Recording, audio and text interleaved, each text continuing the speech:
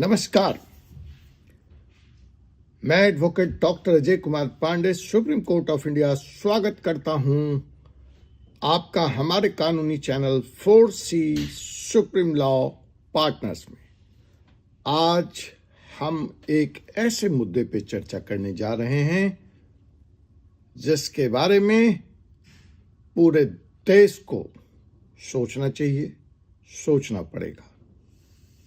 सवाल ये है कि हमारा संविधान कानून के शासन की बात करता है। The constitution of India talks about rule of law, और ये यहीं पे नहीं रुकता जनाब, यह भी कहता है कि कानून की नजर में सब लोग बराबर हैं।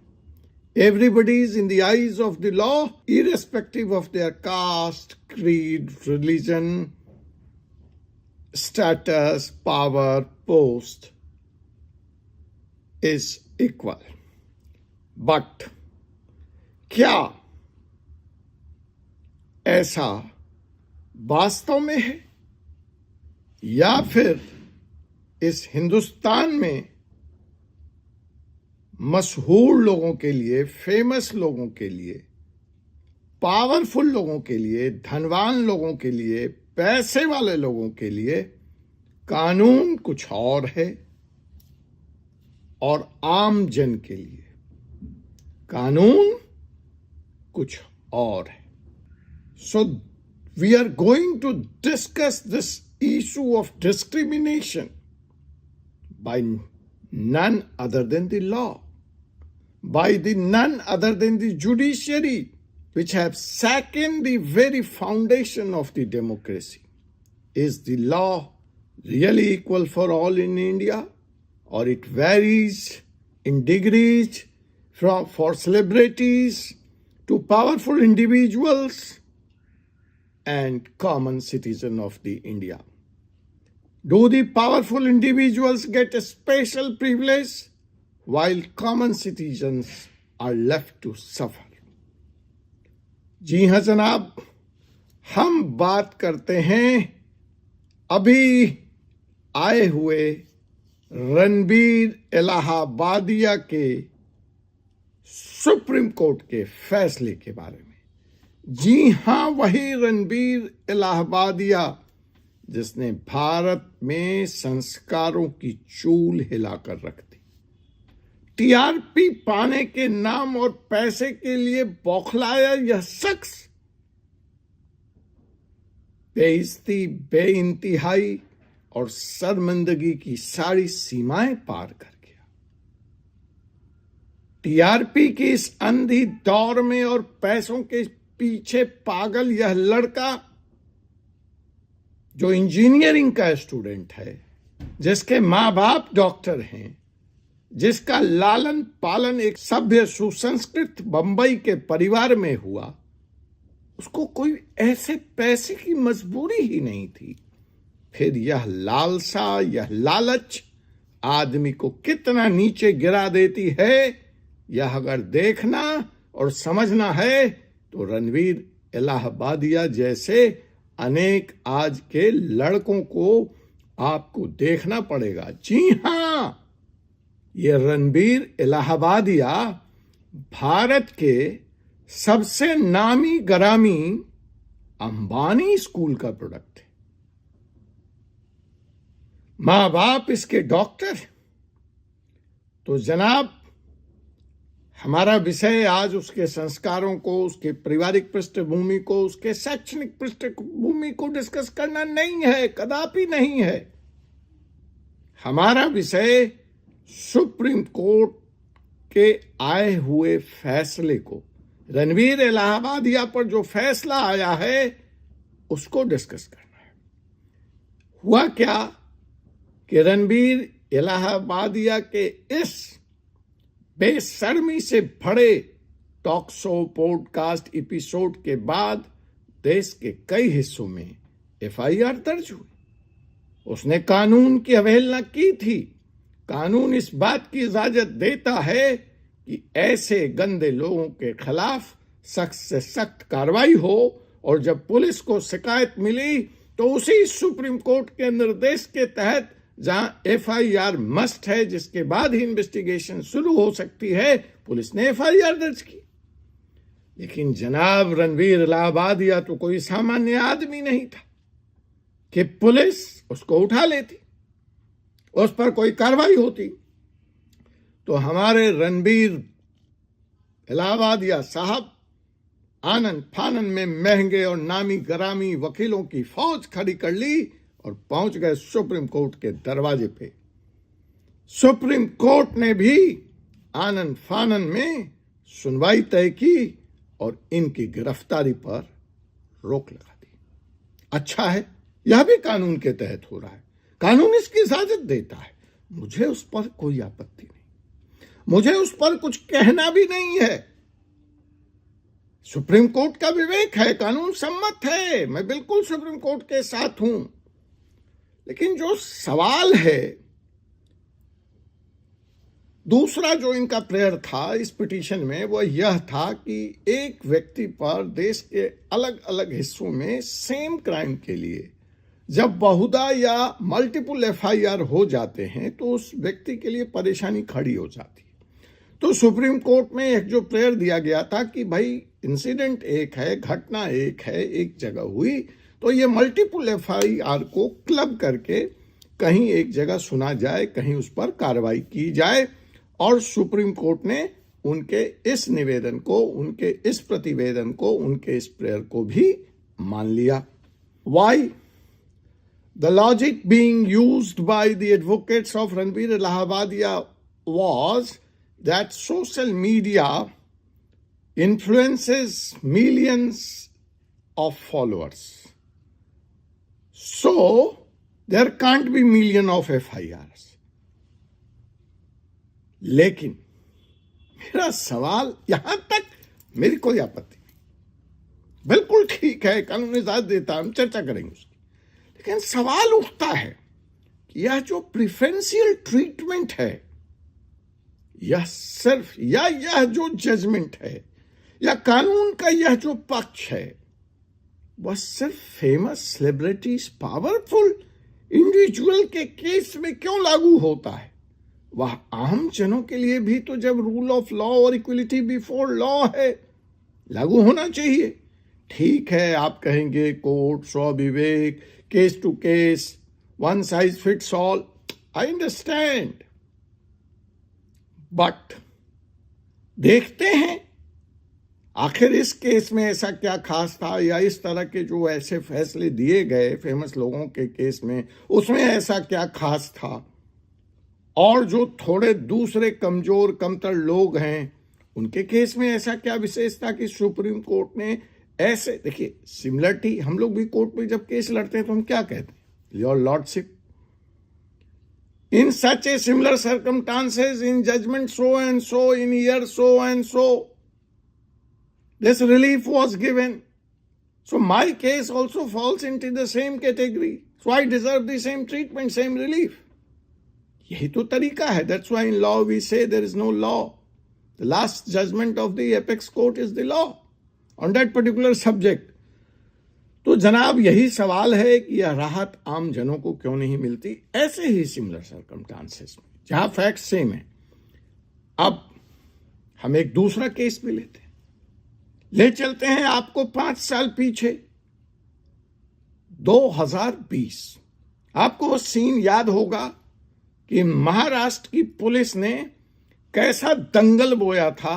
सी फेसिंग हाउस में घुसकर अर्णब गोस्वामी को गुंडों की तरह, आतंकवादियों की तरह जबरदस्ती उठा ले गई थी कांग्रेस के शासनकाल में। कांग्रेस के मुख्यमंत्री थे। अर्णब गोस्वामी की गलती यह थी कि उन्होंने सोनिया जी को कुछ कह दिया था, उनकी पत्नी के सामने, उनके बच्चों के सामने। जी हां, वही अर्णब गोस्वामी, रिपब्लिक टीवी वाले, उनको पुलिस उठा के ले गई। दूसरे कांग्रेसी राज्य तब जो थे, राजस्थान और छत्तीसगढ़, वहां भी एफआईआर दर्ज हो गई इससे। लेकिन अर्णब गोस्वामी भी पहुंचे सुप्रीम कोर्ट और सुप्रीम कोर्ट ने आनन फानन में उनकी गिरफ्तारी पर तुरंत रोक लगा दी। महाराष्ट्र पुलिस ने अर्णव गोस्वामी को एक पुराने आत्महत्या केस में भी गिरफ्तार किया था, लेकिन उस केस में भी अर्णव गोस्वामी को तुरंत राहत दे दी गई।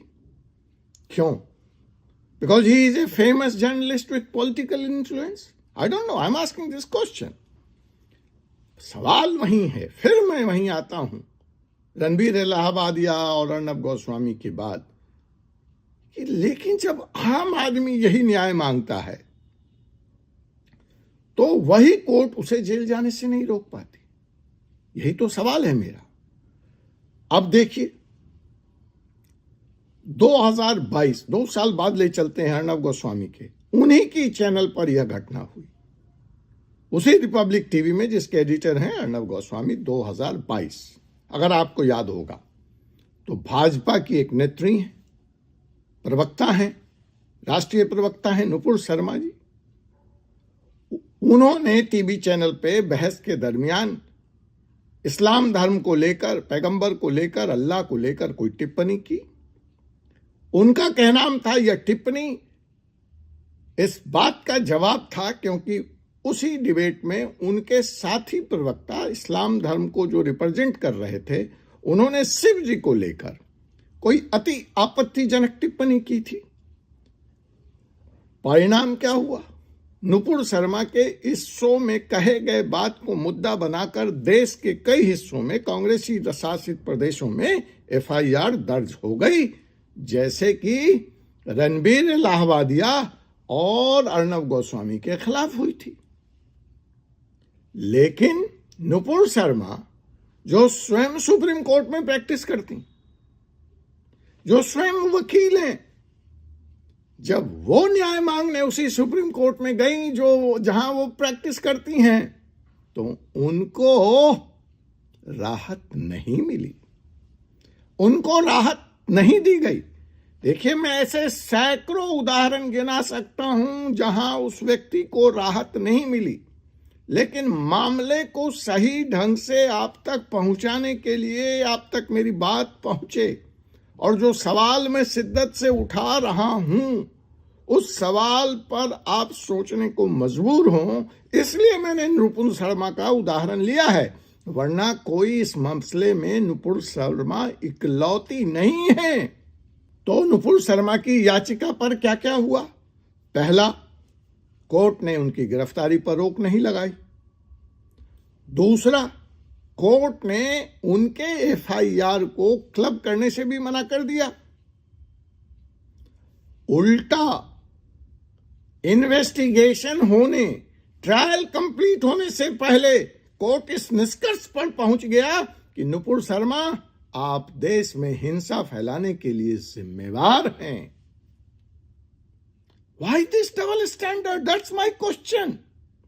Why did Supreme Court grant immediate relief to Ranbir Illahabadia and Arnab Goswami, but denied the same to Nupur Sharma?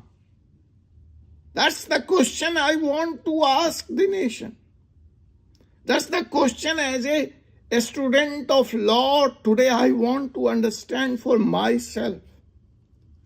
That's the answer I am searching for the common man of the India in this democratic country, where the Constitution promised me equality before the law and the nation being run by the rule of law. But साहब, इन judgements को देखकर आज मुझे कुछ समझ नहीं आ रहा। आपको आए तो मुझे समझाइएगा। अगर आप एक आदमी हैं, किसी पॉलिटिकल पार्टी से जुड़े नहीं हैं, मीडिया में मशहूर नहीं हैं और आपके खिलाफ एफआईआर दर्ज हो जाए तो क्या होगा? वही सुप्रीम कोर्ट जो बार बार बोलते हुए यह नहीं थकता है कि jail is the exception and bail is the rule. Retire हो गए हमारे चीफ जस्टिस चंद्रचूड़ साहब, पूरे कार्यकाल में चिल्लाते रहे, डिस्ट्रिक्ट लेवल के जजों से हाथ जोड़कर कहते रहे, प्रधानमंत्री मोदी जी हाथ जोड़कर जजों से कह रहे हैं कि भाई उन मुकदमे में उन लोगों को तो छोड़ दो जो बरसों से जेल में बड़े हैं और अपने जिस अपराध के लिए वो जेल भेजे गए हैं उससे ज्यादा की सजा काट चुके हैं, लेकिन मोटी चमड़ी पर रेक नहीं हिलती नजर आती, कान पर जूं रेंगता हुआ नहीं दिखता है। तो जो हम बात कर रहे हैं उसी आम आदमी की जो मीडिया में मशहूर नहीं है, अगर उसके खिलाफ एफआईआर दर्ज हो जाती है तो यही सुप्रीम कोर्ट में बैठे हुए लॉर्डशिप कहते हैं ज्वाइन इन्वेस्टिगेशन। अरे साहब, 4 सीट फाइनल हो गई, 4 सीट सबमिट हो गई, आप कह रहे हैं ज्वाइन इन्वेस्टिगेशन, और यहां पर एफआईआर दर्ज नहीं हुई और आपने रिलीफ दे दिया। यहां पर एफआईआर भी क्लब हो गई तो जनाब आम आदमी तो तुरंत गिरफ्तार कर लिया जाएगा, उसकी याचिका खारिज हो जाएगी और कोई हाई प्रोफाइल वकील आपकी मदद करने नहीं आएगा। Is this the justice? I want to know. I want to ask, does the Constitution does not say that all are equal before the law?